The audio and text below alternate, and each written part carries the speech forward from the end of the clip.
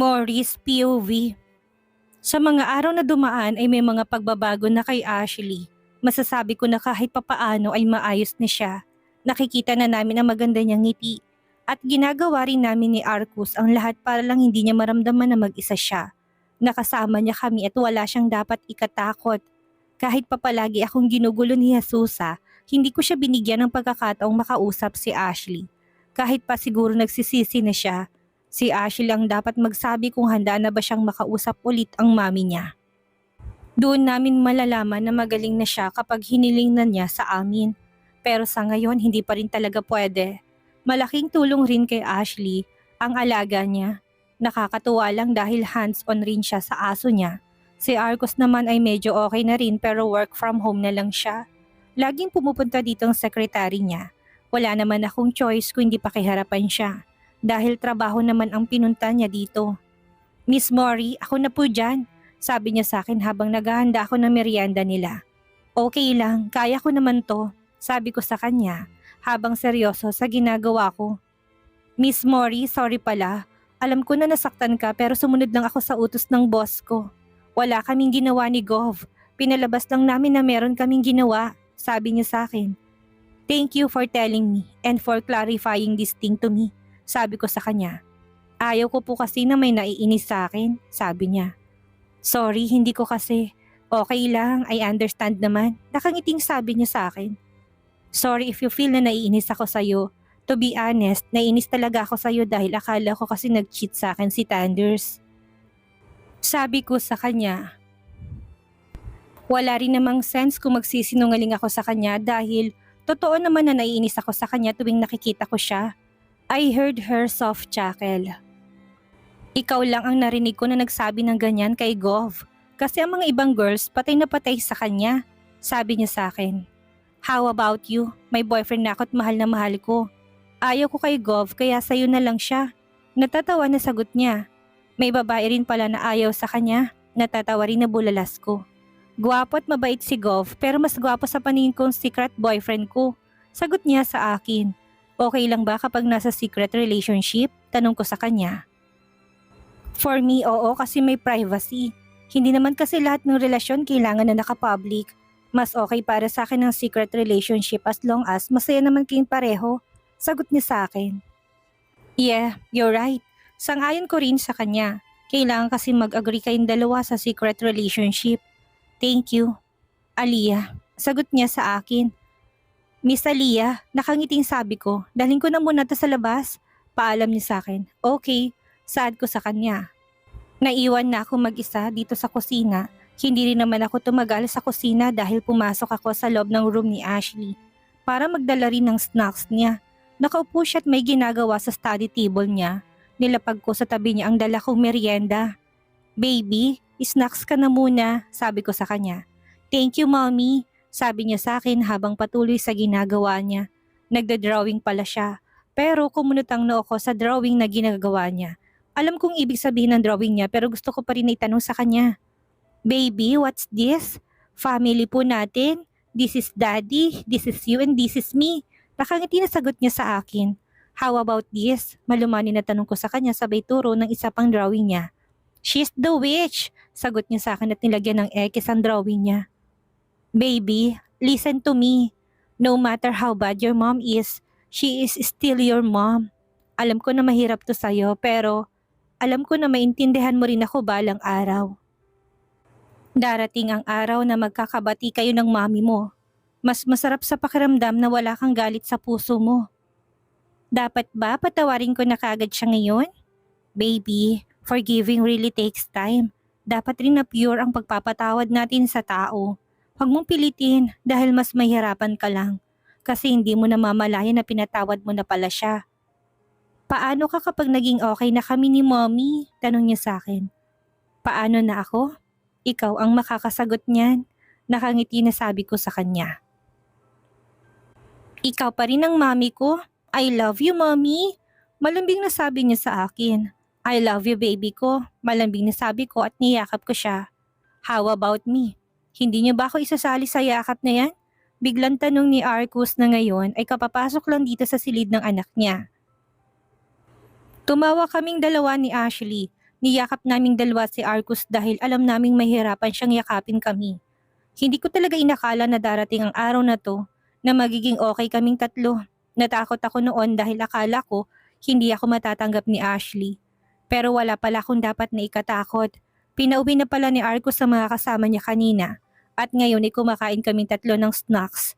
Habang nakaupo kami ay itong katabi ko pasimpleng himas sa legs ko. Tingin ko ay binilang niya talaga kung ilang araw na ba ang buwan ng dalaw ko. Mahal, pabulong na tawag niya sa akin. Bakit?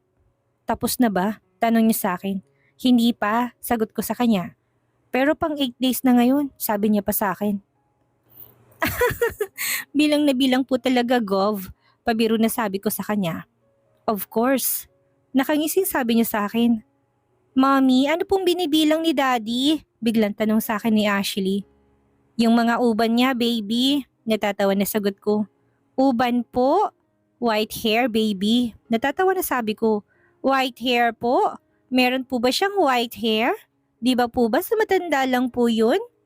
Sunod-sunod na tanong ni Ashley. Hindi ko na kayang pigilan ang tawa ko, kaya humagalpak na ako ng tawa. Pero itong katabi ko, masama ng tingin sa akin. Sweetie, gusto mo rin ba ng baby brother? Biglang tanong ni Arcus sa panganay niya, kaya tumigil ako sa pagtawa. Of course, Daddy. Gusto ko po twin brother, sagot ni Ashley. Nang tumingin naman ako kay Arcus ay ang lawak ng ngiti niya na para bang tuwang-tuwa siya. Alam ko na iniinis niya ako. Really, sweetie? Gusto mo na? Tanong pa talaga niya sa anak niya. Gagawa na po ba kayo ni Mommy? Natatawa na tanong ni Ashley sa ama niya. Oo sana, kaya lang ayaw ng mommy mo kasi ang sabi niya old man na daw ako. Mommy, hindi pa naman po old man si Daddy. Ang gwapo po kayo ng daddy ko at ang fresh tingnan. Halos lahat po ng teacher ko sa school may crush sa kanya. Ang sabi nila, hindi daw halata na may anak na si Daddy. Dahil ang hati daw po, sabi niya. Maang na lang ako nakatingin sa kanila dahil pinagkaisahan nila ako. Ilang kapatid bang gusto mo, baby? Tanong ko sa kanya at nakita ko namang napalunok si Arcus. Kahit ilan po, mga 3 po siguro. Pwede rin po na more pa, sagot niya sa akin. Okay, kahit 10 pa basta kaya pa ng tuhod ng daddy mo, sabi ko. Daddy, malakas pa naman ang tuhod mo, hindi ba? Natatawa na tanong ni Ashley sa daddy niya. Malakas na malakas pa, sweetie. Pero sa ngayon, hindi dahil hindi pa magaling ang paa ko. Sagot niya sa anak niya. Saka mo na ako yabangan kapag hindi na masakit ang paa mo, sabi ko sa kanya at dinala ko sa kusinang mga plato at baso. Bakit bigla akong na-pressured? Gustong-gusto na ba niyang mag-alaga ng bata? Ang tanong, ready na ba ako? Paano kung hindi ako marunong mag-alaga? Marami akong alam gawin pero isa yata ito sa mga hindi ko kayang gawin. Pero natutunan naman ito, kaya sige na, for the go na. Ilang buwan lang naman ay graduate na ako kaya walang problema. Humanda ka talaga sa akin mamaya. Nakangisi na saad ko sa sarili ko habang naguhugas ako ng mga baso. What are you doing? Tanong niya sa akin. Habang hindi inalis ang titig sa akin, nakahiga siya sa kama namin at ako naman ay kagagaling lang sa banyo. Nakasuot lang ako ng bathrobe at hinubad ko to sa harapan niya, kaya naman lumantad sa kanyang hubad kong katawan. This is what you want, hindi ba? Nakangisi na sagot ko sa kanya at nakita ko na napalunok siya. Kaya naman lihim akong napangiti. Akala ko na gusto mo ng anak, simulan na natin ngayon. Patunayan mo sa akin na malakas ang tuhod mo. Pangaasar ko sa kanya. Hinahamon mo ba ako, mahal? Nakangisi na tanong niya sa akin. Oo, mabilis na sagot ko sa kanya. Okay, challenge accepted. Nakangisi na sagot niya at bigla na lang siyang tumayo. What? Okay na ako, mahal. Kayang-kaya ko na maglakad ng walang saklay. Kayang-kaya na katang bayuhin kahit pa nakatayo tayo. Pero hindi kasi ako mahinang nilalang, natatawang sagot niya sa akin. Bakit parang gusto ko nang tumakbo palabas? Napalunok ako dahil naglalakad na siya sa akin. Almost 2 weeks ko rin hindi nakitang lakad niyang ganito. Shit, ang lahat niya talaga. Sad ko sa sarili ko. Iniisip mo bang takasan ako? Tanong niya sa akin. Ha? Tatakas? Ako? Hindi ako tatakas, sagot ko sa kanya. Dapat lang kasi babawi pa ako. Ako naman na magpapaligaya sa'yo ngayon. Sabi niya sa akin sabay hapit sa bewang ko. Arcus, nautal na sambit ko sa pangalan niya. You smell so good, mahal ko. Sabi niya sa akin. I want you, mahal. Sabi niya sa akin. I want you to, mahal. I miss you so much. at mabilis nang sinalakay niya ang labi ko. Ako naman ay mabilis ring tumugon sa kanya. Hindi ko alam kung kaya ko bang hindi ka pang gigilan, sabi niya sa akin. Pwede ka manggigil sa akin but in a gentle way. Baka kasi mamaya saktan mo na naman ako kagaya ng ginawa mo sa akin doon sa Siargao, sabi ko sa kanya. Hindi ko na ulit yun gagawin, lalo na kung walang susi. Nakangisi na sagot niya sa akin. Dapat lang kasi sobrang nakakahiya, sabi ko sa kanya. Nakakahiya man pero isa yun sa mga alaala na gusto kong balikan balang araw. Sabi niya sa akin. Me too, mahal ko. Sagot ko sa kanya at ako na mismo humalik sa kanya. Ilang saglit pa'y sabay namin tinahakan daan patungo sa kaluwalhatian. Pero napahinto kaming dalawa dahil sa lakas na katok ni Ashley mula sa labas. Oh my gosh! Huli ko nang na-realize na hindi pala soundproof ang silid ko. Nakakahiya. Baka narinig niyang ungol ko. Parang batang sabi ko kay Arcus pero tumawa lang to. Anong gagawin natin? Tanong ko kay Arcus. Stay here. Ako na makikipag-usap sa kanya. Sabi niya sa akin. Ano pang hinihintay mo? Alisin mo ng ano mo. Okay, mahal ko. Natatawa na sabi niya. Tumayo siya at nagsuot ng bathrobe. Ako naman ay binalot ang sarili ko ng kumot. Daddy, is mommy okay? Narinig ko na tanong ni Ashley sa daddy niya. Your mommy is sleepy. Why, sweetie? Para po kasing narinig ko siya. Hindi mo naman siya inaway, hindi ba? Bakit parang sinasaktan mo siya? Hindi po, sweetie. Katunayan naglalaro lang kami ng mommy mo. Sige na, balikan na sa room at matulog ka na. Sabi ni Arcus sa anak niya. Pwede ba na dito ako matulog, daddy? Sweetie, okay lang ba kung next time na lang? Kasi, okay po, daddy. Basta gumawa na kayo ng twin brothers ko. Humahagikik na sabi ni Ashley. Uminit ang pisngi ko sa narinig ko mula sa kanya. Base sa tono ng boses niya ay halatang excited na talaga siyang magkaroon ng kapatid. Narinig kong pag-lock ng pinto kaya naman umahon na ako para tumingin kay Arcus. Nakangisi itong naglalakad palapit sa akin. Let's continue, mahal ko. Nakangising sabi niya sa akin. Tama na, matulog na tayo. Nakakahiya dahil narinig tayo ng anak mo, sabi ko sa kanya. Ikaw kasi, ang ingay mo. Nakagising na sabi niya kaya sinamaan ko siya ng tingin. Just kidding, mahal. Sabi niya sa akin at mabilis na hinilika ng labi ko. Dahil sa marupok ako kaya naman nagpaubaya ako sa kanya. Hinayaan ko siyang angkinin ako. Buong gabi, hindi ko alam kung anong oras na ba kami matapos na dalawa. Bastang alam ko, todo pigil ako na makalika ng ingay. Lalo na't nasa kabilang silid lang si Ashley. Good morning, mommy. Isang malambing na boses ang gumising sa akin. Good morning, baby. Breakfast in bed po, mommy. Daddy said that you are not feeling well kaya naman nag-cook kami ng breakfast for you. Malambing na sabi niya sa akin. I'm okay. Di ba masamang pakaramdam mo, mahal? Hayaan mo nang alagaan ka namin ni Ashley. Nakangiti sabi ni Arcus na halatang good mood. Kung sa bagay ikaw ba naman ang bumayo ng bumayo buong gabi? Pagkatapos ng ilang araw ay talagang good mood ka talaga. Alam ko na satisfy naman siya sa akin. Ginawa ko kaya ang lahat ng nais niya. Kahit na nahihirapan ako kagabi ay ginawa ko pa rin ang best ko. Itutuloy ang napala ako, sumakit tuloy ang bukong katawan. Napansin ko ng lambing nilang dalawa na para bang may kakaiba sa kanila. Kanina pa sila nakangiti. Sabado ngayon at wala silang pasok kaya sigurado ako na dito lang kami tatambay buong araw. Mahal, pwede na ba tayo umuwi sa bahay? Tanong sa akin ni Arcus. Okay na ba talagang paa mo? Tanong ko sa kanya. Dahil gusto ko na rin makasigurado lalo na't akit pa ba ang gagawin niya sa bahay niya. Okay na okay na. Subok mo naman hindi ba? Nakangisi na tanong niya sa akin. Okay, nakangiting sabi ko sa kanya. Ang sakit talaga ng katawan ko kaya hinayaan ko na si Arcus ang mag-ayos ng mga gamit na dadalhin ko. Babalik na naman ako doon. Wala namang problema dahil okay naman na kaming dalawa. Nagsiselos lang kasi ako kaya ako umalis. Pero siguro kung hindi ko yun naramdaman ay hindi rin ito mangyayari. Ayaw ko nang balikan pa ang mga nangyari noon. Gusto ko mag-focus sa magiging laban ko sa car racing at mag-focus sa pagbubukas ng second semester. Graduating na ako kaya naman tatapusin ko na to. Sayang rin kasi ilang buwan na lang. Hay, wala sa sarili na napahinga ako ng malalim. May problema ba? Tanong sa akin ni Arcus. Wala po, sagot ko sa kanya. Are you sure? Tanong niya sa akin. Excited lang ako sa parating na race ko, sagot ko sa kanya. Excited? Ganyan ka ba ma-excite? Tanong niya sa akin. Alam ko na hindi siya naniniwala sa sagot ko. Opo, ganito ako ma-excite. Kaya masanay ka na. Tumatawa na sabi ko. If something bothers you, don't hesitate to tell me. Sabi niya sa akin habang hinahaplos ang buhok ko. Okay po mahal, sabi ko sa kanya at niyakap ko siya.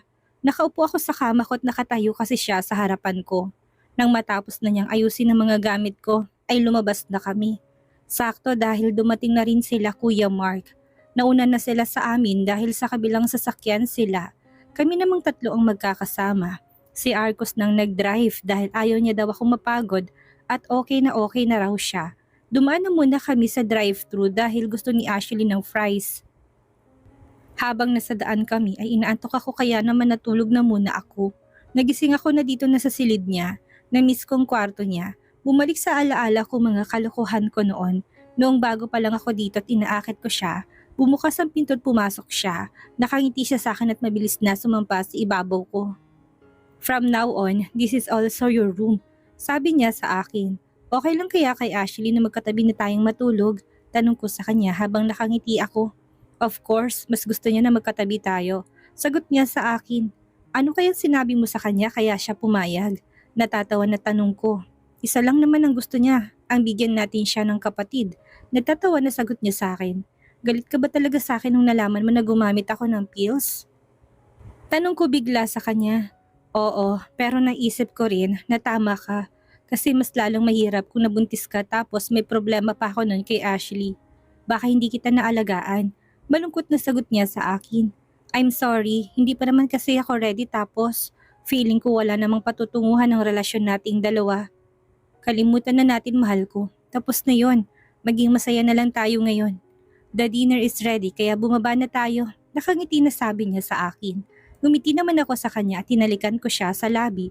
Naging malalim ang halikan namin hanggang sa tumigil na siya. Baba na tayo, baka naiinip na anak natin. Sabi ko sa kanya. Kagad namang gumuhit sa labi niya ang isang magandang ngiti. Tayo na mahal ko, sabi niya sa akin. Umalis siya sa pagkakadagan sa akin at hindi ko inaasahan na bubuhatin niya ako. Pinipigilan ko siya pero ayaw niya. Habang pababa kami ay nagtatalo pa kami dahil ayaw niya akong ibaba. Hiyang-hiya tuloy ako sa mga kasambahay niya. Lalo kong nahiya pagpasok na namin sa dining area. Tinutukso ako ni Ashley at ni Manang. Wala namang pakialam itong thunders na ito dahil mas natutuwa pa siya. Hindi tuloy ako makakain ng maayos dahil ako ang naging sentro ng usapan. Natapos na lang kaming kumain ay iniinis pa rin nila ako. Pero dahil kailangan kong masanay ay sinakyan ko na lang. Sinabayan ko na lang kaysa magalit ako. Sabay na kami umakyat ni Arco sa room namin. Habang nakaupo ako sa kama namin ay nakayakap siya mula sa likuran ko. Mahal ko, bulong niya sa akin. Yes, mahal. I want you. Bulong niya sa akin. Mahal, okay lang ba na tumanggi ako ngayon? Tanong ko sa kanya. Hindi siya sumagot kaya naman humarap ako sa kanya. I'm sorry kasi may practice ako bukas. Pero kung nagtatampo ka talaga, okay sige na, angkinin mo na ako. Sabi ko sa kanya dahil ayaw ko naman na malungkot siya. I understand, mahal. Nakangiting sabi niya sa akin and that's a relief for me. Yakap na lang po muna, sabi ko sa kanya. Okay, no problem. Mas gusto ko yon. Malambing na sagot niya sa akin at bigla akong niyapos pahiga. Yumakap naman ako sa kanya at ganun rin siya sa akin. Good night, matulog ka na dahil manunood kami bukas ni Ashley. Malambing na sabi niya sabay halik sa noo ko. Ako naman ay bumibigat ng talukap ng mga mata ko. Thank you, mahal. I love you, Arcus. Bulong ko sa kanya bago ako tuluyang nakatulog. Samantala, Daddy, ano gagawin ko? Ayaw na sa akin ng anak ko. Pinagdadamot sa akin ni Arcos ang anak ko. Umiiyak na sad ni Jesusa sa kanyang ama na mayor. Don't cry. Mababawi natin ang anak mo. Kakausapin ko ulit si Arcos. Ako na mismo makikipag-usap sa kanya. Malaki na po ang nagbago kay Arcos. Hindi na po siyang dating tanga na sumusunod sa mga sinasabi ko. Alam ko na may babae na siyang kinahuhumalingan ngayon at aalamin ko yon, saad ni Jesusa. Mahirap na nga siyang kausap ngayon, hindi na rin natin magagamit ang anak mo lalo na't wala sa atin si Ashley. At isa pa ayaw niyang bumaba sa posisyon niya, kaya magtitiis na lang muna ako na maging pangalawa sa kanya. Kapag nakuha ko ng sipat siya ng mga tao, ako nang uupo bilang gobernador. Saad pa ng matanda, Daddy, wag niyo na po siyang pakialaman. I want to win my family again. Gusto ko maging buo ulit ang pamilya ko. Sabi ni Susa sa kanyang ama, bakit hindi ka na lang maghanap ng iba? Magpakasal sa iba? I love him, Dad. Umiyak na saad nito. Okay anak, don't cry. pagpapatahan nito sa kanyang anak. Gagawin ko pa rin ang lahat kahit na ayaw na nila sa akin. Hindi ko po hayaan na maging masaya si Arcos sa ibang babae dahil akin na siya. Akin na siya. Akin lang. Gagawin natin lahat para mabuong pamilya niyo, sabi niya. Thank you, Daddy. Malalaman ko rin kung sinong babae niya at gagawin ko ang lahat para umalis siya sa buhay namin. Susubok pa rin ako kahit na alam ko na galit sa akin si Ashley. Siyang anak ko at makukuha ko rin ang loob niya ulit. Aminado si Jesusa na hindi niya mahal si Arcos noong ikasal sila, pero hindi niya rin alam na matututunan niya pala itong mahalin. After so many years na naghiwalay na sila, ay natutunan niya itong mahalin. Nagsiselos siya sa mga babaeng malapit dito, lalo na kay Mori sa inaanak nito. Sobrang nagsiselos siya lalo na ngayon na nagmamatigas rin itong tulungan siya. Mas lalo siyang nagsiselos dahil mas gusto ni Ashley sa dalaga kaysa sa kanya. Bumalik na pala sila sa bahay ni Arcos. Balita ni Joe sa kanya. That's good to hear. May plano na ako, sabi ni Susa. Okay, but make sure na magiging okay yan. Nanggigigil na ako kay Mori. Umanda talaga siya sa akin. Masyado niya akong pinapahirapan. Kapag maayos ko ng problema ko sa family ko, ay tutulungan kita sa kanya. Bakit hindi mo nalang ligawan? Padalhan mo ng bulaklak. Kunin ang loob niya para naman magamit natin siya na makausap ko si Ashley. Sabi ni Jesusa sa pinsan niya. Masyado siyang maangas at sa tingin ko hindi niya gugustuhin ng mga bulaklak. What if ipadukot ko na lang siya? Nakangisi na saad nito. Ikaw ang bahala, pero once na nakuha mo na siya ay wag mo nang ibalik dahil patay ka kay Arcos. Masyado pa naman siyang concern sa inaanak niya. Ayaw ko nga niyang payagang ligawan to. Saad ni Jesusa. I can handle this. Just trust me. Nakangising sabi ni Joe. Arcos POV. Daddy, excited na po ako makita si Mommy na mag-race. Masayang sabi ni Ashley habang nakaupo kami dito. Me too, sweetie. Sagot ko sa kanya kahit pang totoo'y kinakabahan ako. Hanggang ngayon hindi ako makapaniwala na ang dami niyang kayang gawin. Mas lalo akong mahanga sa kanya. Gusto ko tuloy itanong sa kaibigan ko kung ano bang ginagawa niya at nagkaroon siya ng ganitong anak. Kung buhay pa sana siya, ay formal ako magpapaalam sa kanya na gustong-gusto kong anak niya. Sa aming dalawa ay siyang unang nag-asawa pero siya rin ang unang namatay. Hindi niya tuloy makikita ang mga magiging apo niya sa akin. Habang iniisip ko ay sigurado ako na makakatanggap ako ng suntok mula sa kaibigan ko. Pero anong gagawin ko? Gusto kong anak niya. Lihim tuloy akong natatawa sa mga iniisip ko. Daddy, look! Turo sa akin ni Ashley. Daddy, ang galing po ni Mommy! Super galing po niya! Sweetie, lower your voice. Baka marinig nila na tinatawag mo Mommy si Mori. Diba, secret pa natin to? Kailangan nating mag-ingat lalo na't hindi pa na ready ang Mommy mo. Sabi ko sa kanya. Sorry po, Daddy. Sad niya sa akin sabay takip ng bibig niya. It's okay, sweetie. Nakangiti ang sabi ko sa kanya. Napapangiti na lang ako habang nanonood ako. Gusto kong ilabas ang saya ko pero hindi ko lang magawa. Nakailang ikot rin siya bago siya tumigil. Bumaba kami ni Ashley para puntahan siya. Ate, ang galing niyo po. Niyakap kagad ni Ashley ang mommy niya. Hindi ko tinuruan ng anak ko pero kusa na lang niya itong tinawag na mommy. Kaya hinayaan ko na lang siya dahil alam ko naman na soon ay magiging mommy rin niya ito. Thank you, baby. Nakangiting sabi ni Mori sa anak ko. Good job, mahal. Bulong ko sa kanya. Thank you po. Malambing na sabi niya sa akin. Kain tayo sa labas. Alam ko na nagugutom ka na. Nakangiting sabi ko sa kanya. Okay, pero bis na muna ako, sabi niya sa akin. Samahan na kita. No, dito ka na lang. Walang kasama si Ashley. May iba ka namang gustong gawin kaya gusto mo sumama. She's right, wala ngang kasamang anak ko. Gusto ko lang naman siyang makasama sana. Ngumiti na lang ako at hinintay namin siya. Hindi naman siya nagtagal sa banyo. Habang papalapit siya sa akin ay bumibilis ang tibok ng puso ko. Ang ganda niya kahit pa wala siyang kahit na ano sa muka. She really stands out by her natural beauty. Ang laway mo, tutulo na po. Nakangising sabi niya sa akin. Ang hot mo kasi. Watch your mouth, baka may makarinig sa'yo. She's blushing. Gutom na ako, sabi ko sa kanya. Ako rin, gutom na. Alis na tayo, baka iba naman ang makain ko. Mamaya kapag nagtagal pa tayo dito. Pabiro na sabi ko sa kanya. Later, natatawa rin na sagot niya sa akin. Aasahan ko yan. Nakangiti na sabi ko sa kanya. Opo, kahit mag-overtime ka pa. Okay, sabi mo. Sabi ko sa kanya, tinawakan kong bewang niya. Inalis niya to pero ayaw ko. Wala namang ibang tao kaya bakit ko tatanggalin. Gusto kong lagi nakatikit sa kanya.